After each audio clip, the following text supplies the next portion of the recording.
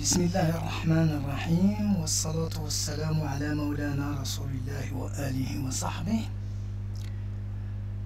Dernière vidéo du chapitre 1 de mécanique analytique.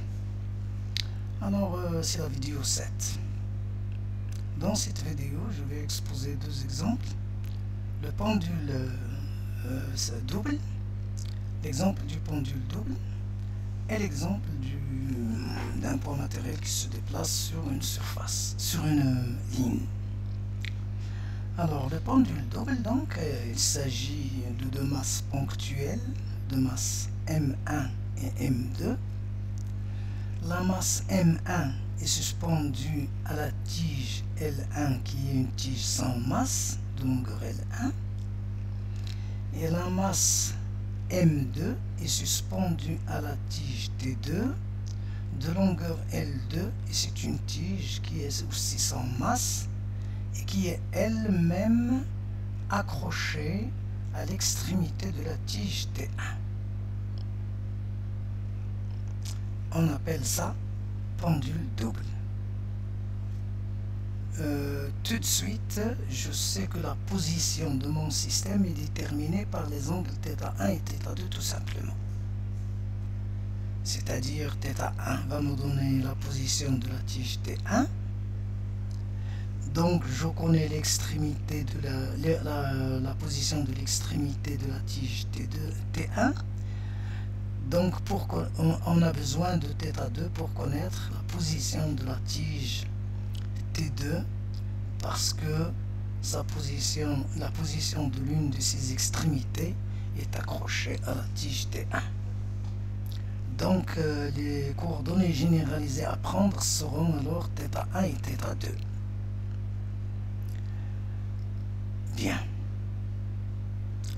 Alors, la position de la masse M1 au M1 est égale à sa coordonnée X de M1 suivant I et la coordonnée Y suivant J. Comme l'axe Y est orienté vers le haut, donc c'est moins L1 cosinus de θ1. Ici c'est L1 sinus de θ1. Bien. Donc voilà la position de la masse M1. Sa vitesse donc s'écrit à l'aide de cette expression-là. C'est la dérivée de sa position par rapport au temps. Pour OM2, je dois savoir que OM2 est égal à OM1 plus M1 M2, ou bien je dois calculer X de M2, Y de M2, je les remplace par leur valeur et j'obtiens donc le vecteur position OM2 que je dérive par rapport au temps et j'obtiens donc cette expression-là, c'est la vitesse de la masse M2. L'énergie cinétique, c'est 1/2 de mv carré. C'est la somme des énergies cinétiques de la masse M1 plus l'énergie cinétique de la masse M2. Le Lagrangien donc est égal à l'énergie cinétique moins l'énergie potentielle. L'énergie potentielle de la masse M1 c'est mg y1 et la position et l'énergie cinétique de la masse M2 c'est mg y2 et je remplace y1 et y2 par leur expression parce que l'axe y ici est orienté vers le haut, donc c'est mgz. Pour nous ce n'est pas mgz, c'est mgy. Donc je remplace y par son expression et j'obtiens donc l'énergie potentielle. Le Lagrangien donc serait cette expression-là. Je vois que les deux coordonnées ne sont pas cycliques, donc a priori je n'aurai qu'une seule intégrale première, c'est l'intégrale première de l'énergie. L'équation du mouvement, les équations du mouvement peuvent s'obtenir à l'aide de cette relation-là comme d'habitude. On aurait alors deux équations du mouvement Lθ1 et Lθ2. Le calcul donne le résultat que vous avez sous les yeux, je l'espère. C'est deux équations du mouvement. Alors, le moment généralisé, c'est ces deux moments généralisés, celui associé à θ1 qui est égal donc à d de L sur d de θ point 1 et Pθ2 est égal à d de L sur d de θ point 2 et j'obtiens donc les deux expressions suivantes. La force généralisée, je prends l'énergie potentielle, j'en calcule la fonction de force U est égale à moins V et je dérive U par rapport à la variable et j'obtiens donc la coordonnée la force généralisée associée à la coordonnée généralisée Q1, puis pour Q2, ainsi de suite. Ici donc c'est θ1 et θ2. On obtient donc ce résultat pour Qθ1 et ce résultat pour Qθ2. Bien. L'intégrale première du mouvement, il n'y a qu'une seule intégrale première du mouvement, c'est celle de l'énergie. Bien. Donc vous voyez, normalement, le déroulement de l'exercice est clair, il est bien précis, et si on ne se trompe pas dans les calculs, on obtiendra le résultat. Et donc il faudrait faire attention à ne pas se tromper tout simplement. Alors, le deuxième exercice, c'est un point matériel sur une branche parabolique, sur une ligne. Alors la branche parabolique, donc il a cette forme-là, en bleu.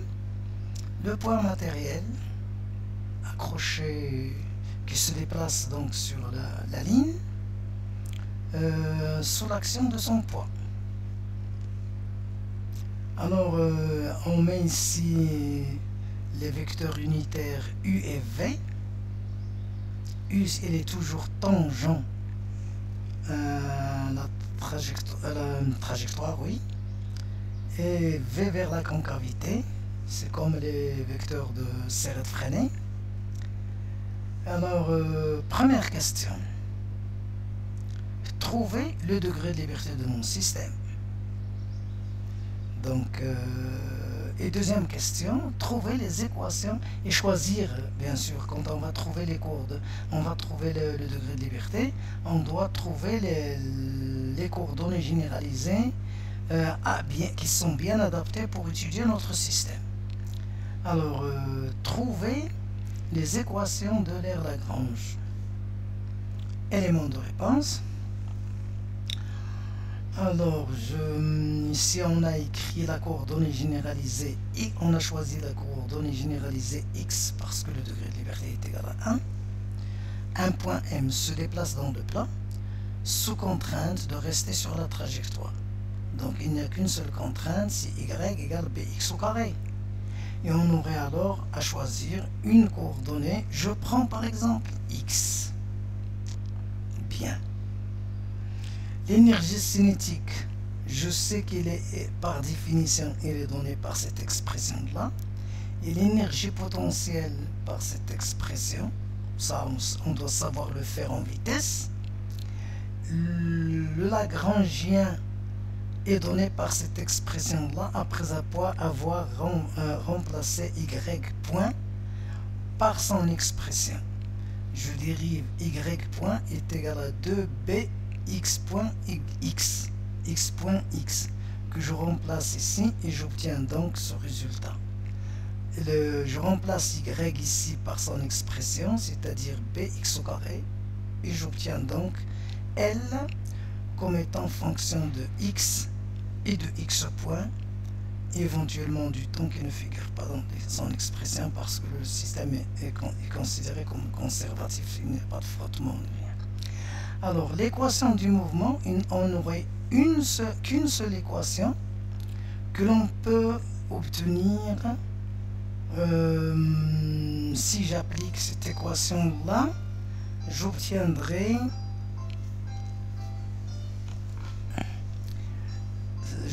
cette équation comme équation du mouvement. Sachant bien sûr, je dérive L par rapport à x point, j'obtiens ce résultat. Ce résultat, je le dérive par rapport au temps, j'obtiens cette expression-là, qui donnerait alors, et la dérivée de L par rapport à x, c'est ceci, qui donne bien sûr cette équation-là.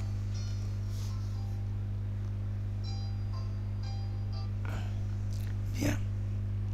Donc, ici, tout ce qu'on a fait, ici, ce n'est pas l'énergie cinétique qui est demandée. On nous a demandé de trouver le Lagrangien du système et les équations de l'air, donc je dois calculer le Lagrangien. Je sais que T est égal à cette expression, mais dans laquelle je dois remplacer Y par la coordonnée généralisée que j'ai ici. La même chose pour l'énergie potentielle, pour que les expressions soient données en fonction de la coordonnée généralisée demandée. On m'a pas demandé ceci, donc j'ai laissé ces expressions d'associée de forme. Ici, je vous ai montré que quand on dérive L par rapport à Q point, on obtient un résultat. Et quand je dérive ce résultat par rapport au temps, je dois dériver l'ensemble des fonctions qui se trouvent dedans. Toutes les fonctions qui dépendent du temps doivent être dérivées. Ici, bien sûr, il n'y a que x point et x qui dépendent du temps. C'est ce qu'on a fait ici pour obtenir donc d sur dt du résultat. Très bien, donc je vous remercie. Wassalamu alaikum.